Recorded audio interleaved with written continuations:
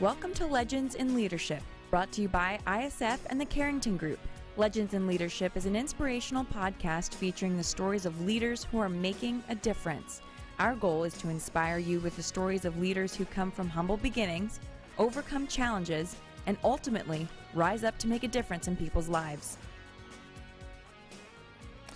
Well, hello, folks. This is Tyler Tallman. I am a family officer with the Carrington Group, and my co-host on today's podcast, Jason Smith, who is one of my partners at the Carrington Group. Episode 27. Welcome. Rolling right along. That's right.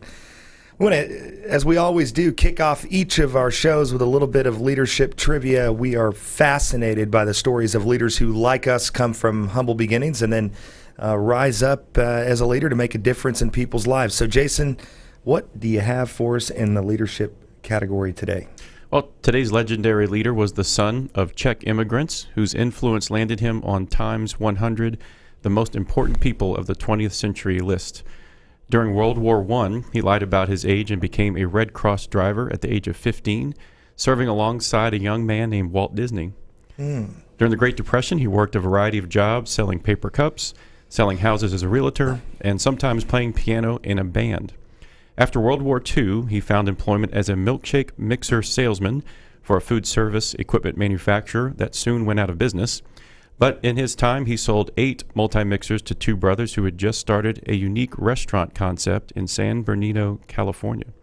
A year later, he became the first franchisee for the 2 brothers, and 5 years later, he bought out the 2 brothers and launched a success story that by the time of his death in 1984 had grown to over 7,500 outlets in the U.S. and 31 other countries and territories. Who is this legendary leader? I'll be back at the end of today's podcast with the answer.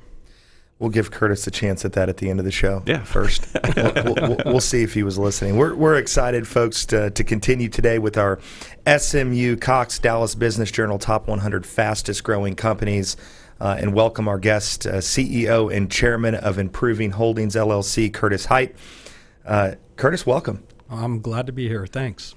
Curtis graduated from Texas A&M University with a bachelor's and master's in computer science. At Texas A&M, he was a member of the Corps of Cadets, serving as a commanding officer of Squadron 6 and as a member of the Ross Volunteers. In 2007, Curtis was honored by the Department of Computer Science as a CSE Distinguished Former Student, and later in 2013, he received the inaugural Outstanding Early Professional Achievement Alumni Honor Award from the Dwight Look College of Engineering. You began your career as a software engineer building systems in the defense industry, and first with Rockwell International and then at E-Systems that was later acquired by Raytheon. In 1998, Curtis and several partners founded Expeed, a software development consulting and training company. Its quick growth drew the attention of a French company called Valtech, which acquired them in 1999. Curtis soon became CEO of Valtech's North American operations and remained in that position until late of 2006. And in early 2007, Curtis and many of the same partners established the Blue Ocean Group, which quickly acquired a small training company called Improving Enterprises and adopted, of course, the Improving name. A lot of accolades. Company has been blessed with continued growth and repeatedly receiving the Inc. 500 and 5,000 awards, Dallas 100 and Aggie 100. More importantly, the company has received recognitions from its employees as one of the best places to work in Texas, as noted by the Dallas Morning News, Dallas Business Journal, and Texas Monthly. So excited to talk about that today and what it's like to create a workplace that folks want to work at. But before we dive into your journey and all of that, I understand that, Curtis, you have an interest in underwater archaeology. So tell us your favorite underwater adventure story. Back in the early 90s, I joined Expedition, is what they called, to dive on several wrecks in the Northeast. I was studying archaeology. I have a great passion for it. Had hundreds of dives during that time, and just a wonderful experience. I hope to get back to that one day, and it actually serves as a lot of motivation for some of the things I'm doing today. That's awesome. So what's the coolest thing that you saw underwater? I found a French musket that was mostly intact. It was one of the older muskets found of its type at the time, and it's now in a museum. Wow. That's Yeah. Awesome. Married with a family, kids? I have 2 kids. I'm a single father, 2 kids, 16-year-old daughter and a 13-year-old son. Have a lot of pride in what they have been able to accomplish and really just love my life. That's awesome. Let's talk a little bit about that. So, as a dad, what have your kids taught you that's helped you most as a leader? Well, there's a little bit of pressure there. Yeah. I think they've grown up. At an early age, I was leading a company, and so they kind of always experienced me that way. And I will tell you, there's some pressure. They take pride in the role I play in the company sometimes, and trying to make sure that they remain humble and at the same time, but then also seeing them taking joy and being proud of maybe some of the things that others accomplish. That's awesome. Hopefully they're logged in listening to Dad on the Legends in Leadership this morning. They will. Awesome. So let's rewind the tape just a little bit. Curtis, talk about where'd you grow up? What are some things you learned in the early days that have helped shape you as a leader today? So born in Virginia, but my father was Air Force, so traveled a whole lot. And I think that was a little bit of an advantage when you look long-term at it, that allows you to adapt. You have to. You move, I think I counted at one time 8 or 9 times before I was probably 9 or 10. So there's quite a bit of movement going on. But when you do that, you learn to adapt. You learn to meet new friends, new people, and maybe even the importance of friends, which is something that has stuck with me throughout my life. That's awesome. So you're an Aggie. I am. What led you to Texas A&M and getting the degree that you got in computer science? So a few things led me there. First, I was trying to follow in my father's footsteps of going into the Air Force, and I made it through most of the process to go to the Air Force Academy. Eventually, I was not accepted, and that stung, that hurt a little bit. My brother was going to Texas A&M at the time and respected him, so I went there, followed into the Corps, which great experience as a young adult. You're learning leadership at an age much earlier than most people do by being in the ROTC there with people that are going into the military. Your outfit, eventually I was the commanding officer of our outfit, and you're leading a group of men that are traveling through life very early and dealing with challenges that they have too, so you learn a lot. Talked a little bit about this prior to our show today, that failures shape us. Failures ultimately is what makes us who we are. Talk about that sense of failure early on where you didn't get accepted into the Air Force Academy, and how you were able to propel yourself to say, you know what, I'm going to take that failure and turn it into a success. I had a little chip on my shoulder. It's something that probably I would carry today as well. It's, sometimes you're not proud of the chips, but at the time it was a big one, and I kind of wanted to prove the academy wrong, even though I'm sure they didn't notice, right? But and I went in and I excelled in the Corps. I did very well academically. As I mentioned, I ended up becoming the commanding officer of our outfit, and it was a driver. And it's not the only time that type of thing was a driver in my life. In between Valtech and Blue Ocean, which is now improving, a similar event happened. We had started the company, Speed, back in 1998, sold it back in 1999 to the French company Valtech, and then had been leading it. But eventually, they decided that leadership was going to be somewhere else.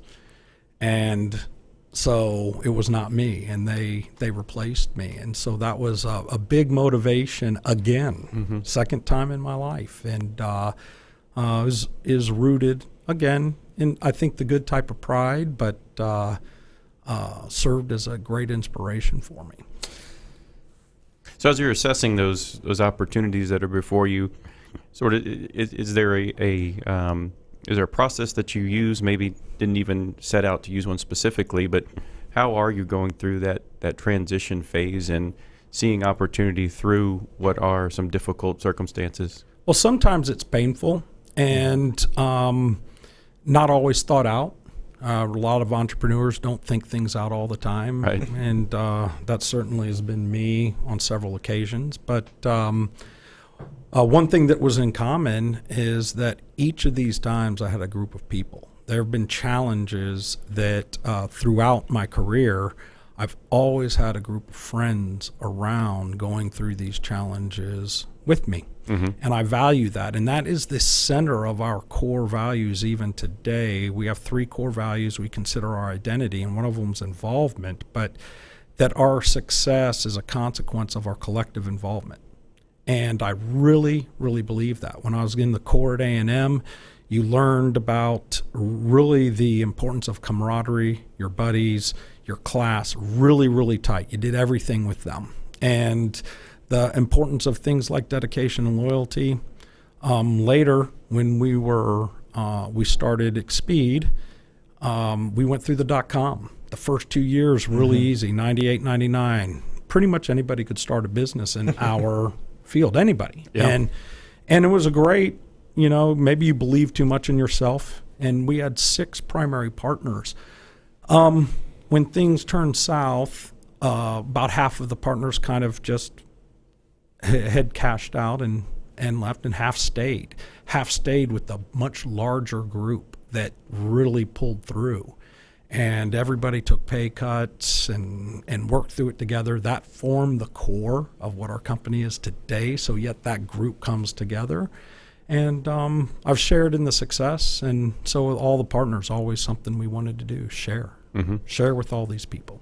So you had a couple of defining moments, it sounded like. First, not getting accepted into the Air Force. Then you had this amazing leadership role that you took on as a cadet at A&M. Yeah. I'm curious, now that you are where you are, you look back now at yourself at 22, 23, graduating college. What would you tell that 22 or 23-year-old now, knowing what you know? You're not who you think you are. Too much hubris, too much... Right, you succeed maybe early on, and you believe too much in self. Yeah. But through life, you learned it's very little that. It's more about the team, and I fundamentally believe that today. It's not just one person. I do play a very critical role. I understand that, but so do a lot of other people. And when we come together, that really it makes a difference. I have one of my favorite sayings is that the wolf is nothing without the pack, but the pack is nothing without the wolf either. So the dream is in the team. There you go. And it's about being humble, right? There it is, and true humility. I mean, and realistic, knowing what you're good at. It's okay to be good at some things and be proud of the good things that you are, but also being humble in that. With the critical nature of the team around you, what are some key things you're looking for in people, and how are you assessing those folks as you're bringing them on board or into your closer circle of that team? A few things come to mind, I think, from a leadership perspective that I look for 2 things, or try to cultivate 2 things in particular. One is an awareness, and awareness of self, awareness of others, awareness of situation, and I feel that that's rooted in empathy. And then the second component is courage, because you have to have the courage to act on that awareness, which at some point, so that's what I kind of look at in leaders. But I think something that's very important is the ability to care and genuinely care for others. So there was a quote from you in D Magazine. This is back in 2018 when you were featured as one of the entrepreneurs of the year. And you said, "What I know for certain is that our intent is good. With good intent, you usually have a lot to work with." So as simple as that is, it struck me as fairly profound as well. So what did you mean by that, and how might an up-and-coming entrepreneur use that in their business journey? One will be a warning. We have a tendency to judge ourselves by our intent, but others by their actions, if you can simply shift that and really believe that others have good intent, which I've come to fundamentally believe, then there is so much more to work with. Yes, there might be challenges. Yes, there might be disagreements. But if you are assuming that that person is coming from a place of good intent, which is the same forgiveness that we give ourselves, it really helps you become more effective with people. That's very interesting. Let's dive into a little bit about improving. So tell us a little bit about improving and what you guys are doing there, and what makes you different and makes you distinctive. So what we do is we build software systems, and we provide professional services all around that, from management to testing to training to building the software itself. But I don't like really to start there. I believe our industry as a whole, the technology industry, has a perception challenge amongst leaders and CEOs. Statistically, it's pretty bad. And I really want to make a difference in that. And so a few years back, I was in a seminar with Stephen Covey, and it was on trust. And I realized what was fundamentally happening was a breakdown in trust between so many of these technology leaders and the C leaders in the company. And so that is where I want to start every day. And I think that's where we differ. I'm not saying that we're going to always succeed. In fact, when you put out an aspirational value like trust, all you're doing is putting a target on your chest. Right. And so, but I'm trying to lead with trust. I want our leaders to lead with trust. There are behaviors that you can focus on. And I think that's what's making us different is two things. It's our people and the values that we aspire to, building trust. Dive into that a little bit for me. You talked about this trust between upper leadership and C-level leadership. So where does that break down in your space, and how do you go about tackling that? Okay, so it breaks down in a number of places. A lot of people with good intent, for instance, they do not want to say something that might make somebody feel bad, right? But one of the behaviors is of trust and promoting trust is talking straight. So what happens when you have this conflict of wanting to make somebody feel good, yet at some point you got to tell them the truth, right? And maybe the truth hurts. So our industry as a whole has a hard time talking straight. And we have to promote that. Another one is giving transparency. If things are not going as well, let the leaders in the company know they're not going well. The leaders have a responsibility in turn to demonstrate respect, which is another trust behavior, and say, okay, these people had good intent, they're trying hard. If they're not trying hard, that's a different issue. Right. So is it? That's really interesting to me. So you've got, some of your, day-to-day employees that are involved, and what I'm hearing is the importance for them to be able to state or express their feelings or opinions about things in a comfortable environment, an environment where they're not going to get judged per se. Is that what you're saying? Yeah, judgment, we really need to try to move away from judgment. It's one of my core values, acceptance and trying to accept others. But you may not agree, but giving them the environment where they can at least speak, and hopefully that there's enough respect that if you're listening, which is another trust behavior, listening first and making sure that happens, that when you focus on all these behaviors of trust, that the organization starts to thrive. So from an org management standpoint, how do you guys work that day to day? Do you have certain types of structure in meetings where the different layers of leadership in the company can openly talk to each other? So give me an idea for the listener what that structure looks like for those that are going, this makes sense to me, I like this, but how does it really work? It's a variety of things. I'll give an example. So every day at 9 o'clock, the company comes together at a stand-up for all those that are local, and we have a majority of the employees are actually distributed at our clients because we're consultants, but we'll come together. You can call in, and on different days we focus on different things that are going on. And one of those might be one day we focus on our core values and lifting others up who have exemplified those core core values. Gives you a chance to kind of lift people, others up, and that's one of our values. But what you find is you are communicating this and you're lifting people up, people become more open. And they're more willing to talk freely because they're, oh, this guy likes me. This woman likes me, right? They've complimented me. Okay, I can give them some feedback as well, and you become closer. Vulnerability is another key component of this as well. We have other practices in software where we follow a process called Agile, or it's called Scrum, and every day that's where the daily stand-up. But it's encouraged to talk straight, to get better, to create this more open communication environment. So they're littered. Our entire processes and culture is we aspire and try to build around this concept. And one of the generalities is you talked about kind of the IT technology community suffering from is that sense of leaders feeling talked down to. You know, when a technology topic comes up, Career 1.0 for me was in technology and consulting and software and hardware integration. And so I experienced that firsthand from both sides, you know, with managing more technical folks who really speak their own language, you know, when it comes to the technology explanations, and then also needing to report to a CEO on, you know, what's really going on.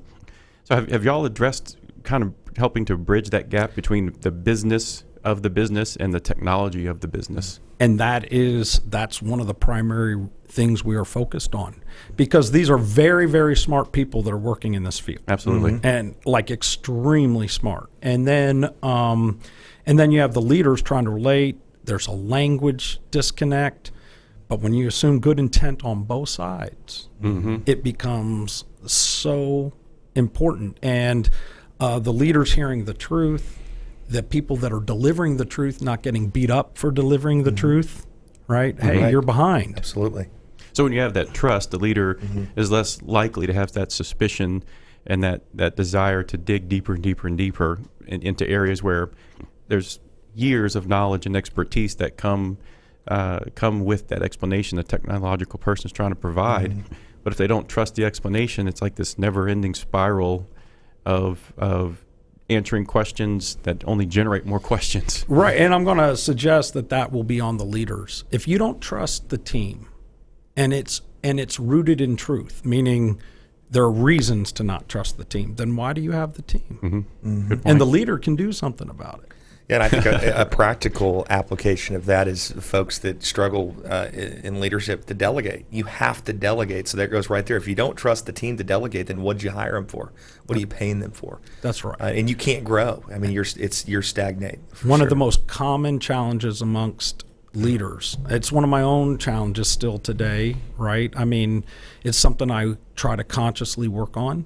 But the newer leader, that tendency tends to be even more prevalent in the new people that are newly lifted up in leadership. I call it the white knuckle syndrome. They just can't let the grip go, the death grip go for sure. There you go. I heard you on a previous show talk about this idea of cultural due diligence being more important than financial due diligence when you're looking at acquiring a firm or considering opportunities. So let me ask you this. When you look at our culture today under that premise, what do you see as the greatest challenge facing leaders going forward in creating a culture that really helps an organization excel? The greatest challenge of leaders is making sure that we change along with the times and the mindsets of the working force. We're in the middle of a pretty significant change right now. Yeah. And it's kind of hard because some of the things that have made us successful, we have probably over 50 best place to work accolades across the nation. Well, those things may not be the very things that you need to do to keep you on those lists as the cultures are changing. So we aspire to create a great place to work. Sometimes that puts pressure on the leadership because you can't people expect a whole lot, right? You're on the list. You must be perfect. We're not perfect. We're nowhere near perfect. But I can tell you our leaders try, and that's a big part of how I evaluate leaders within our own organization are they creating this culture? Going back to that intent to do good, and the employees recognize that maybe you didn't do exactly what they wanted, but your intent to do it goes so far with them. Yeah, I can guarantee our leaders care. Mm-hmm. What's the most fun thing about working and improving? I love everything at improving. I mean, and that's easy for an entrepreneur to say, but I've gotten to work with a group of friends and for over 2 decades at different companies, and that group of friends just keeps on growing. Mm-hmm. They don't have it's growing every year, and it is my favorite part of the company is the people. How do folks find out about improving and get in touch with you guys? Wow, that's a little bit of a plug, but www.improving.com, obviously. But we're also very, very active in all of our communities. We open up our space in the evenings to groups that need space for free. Awesome. Over 20,000 people use it a year. We have a number of events. We have movie nights across the country now where we just invite the technology communities and stuff to come experience other people, network with us. And this is all on us. You're not going to hear a sales pitch. We're just trying to connect people with other people. Awesome. I appreciate you sharing your story. Fascinating. What's one thing that the listener needs to know about Curtis Hite? What's the one most interesting thing they could walk away that they don't know about you today? Interesting. I don't know. I don't know if it's the most interesting thing, but no, I don't know. That's a hard question for me. Well, what do you enjoy doing in your spare time, Curtis? What are your hobbies? Love spending time with my kids, and as I mentioned that, and that's very, very important to me. I love my alma mater, college football, and follow them, and maybe on the more mundane side, I'm a coin collector, and I kind of enjoy the history. It kind of goes along with the archaeology. Awesome, Yeah. awesome. See, he said he didn't have anything interesting. He's a coin collector. He's into underwater archaeology. I mean, come on. That's awesome. Last question for you today, Curtis, and we like to find this out from every leader. What's a particular piece of literature or podcast or anything for that matter, audiobook that has really been meaningful to you in your journey? I'm going to take the easy way out. It's called The Speed of Trust, and it is where all the things I was talking about today, so much. It is so practical. If you're you don't have to even read the whole book. Just go to the 13 behaviors. It's better if you do, but I'll tell you, that book by Covey has been transformational in both my professional and my personal life. Awesome. The Speed of Trust, Stephen Covey. Awesome. Good one. It's been great having you on our podcast today. I hope you had fun with this. We sure did, and it never seems that these shows are long enough. There's so much more to dive into, but I hope our listeners got some quality nuggets there and some really cool stuff about organizational management and some things that you can definitely go and apply in your business. So as we always do, and we're going to give Curtis a chance to guess at this, but we're going to look at our leadership trivia question answer. So any ideas? So just a quick refresh, he was the first franchisee for the two brothers that started the restaurant. That ultimately grew to 7,500 locations by 1984 in 31 countries. McDonald's. That's right. So our leader is Ray Kroc. All right. That is awesome. See, in 27 Got episodes, lucky. Curtis is the first person to get the trivia question correct. I like that. I doubt that. A quick plug for an exciting event we've got coming up, our first Legends in Leadership luncheon on Wednesday, May 1st, featuring the former prince of the mafia, Michael Franzese. He tells an amazing story of forgiveness and redemption. He claims to be the only mobster that has lived to tell his story. Michael's a top-selling author and has written New York Times best-selling books, one called The Blood Covenant and the other called I Will Make You an Offer You Can't Refuse. In addition, we're going to be honoring one of our former Legends in Leadership podcast guests, Dr. Carla Russo, with the Distinguished Leadership Award. It's going to be a great lunch. Looking forward to it. And an opportunity really for folks to connect with other Dallas leaders, some of our former podcast guests, and also benefit a great cause in ISF and helping our aged out foster care students becoming leaders of tomorrow. So you can get your tickets at isfsite.org. That's isfsite.org, and you can go to the events tab and get your tickets for that show. So, folks, that's a wrap for our podcast today. On behalf of the International Student Foundation, the Carrington Group, and our special guest, Curtis Hite, this is Tyler Tolman. I wish you a good day. Remember this: if your actions inspire others to dream more, learn more, do more, and become more, then you are a leader. Have a great week. Legends in Leadership is brought to you by the Carrington Group. Carrington Group is a family office with a passion for helping business leaders and their families make smart choices and fulfill their highest aspirations. To learn more about the Carrington Group, visit their website at www.carringtonfo.com or Google Carrington Group Dallas, Texas. ISF is committed to leadership development for aged out foster care and orphaned youth. ISF's mission is to transform these youth into tomorrow's leaders with scholarships, mentoring, and leadership training. To learn more about ISF, visit their website at isfsite.org or Google International Student Foundation to learn more. Securities offered through Regulus Advisors, LLC. Member FINRA/SIPC. Investment advisory services offered through Regal Investment Advisors, LLC, an SEC-registered investment advisor. Regulus Advisors and Regal Investment Advisors are affiliated entities. Carrington Group and this broadcast are independent of Regulus Advisors and Regal Investment Advisors.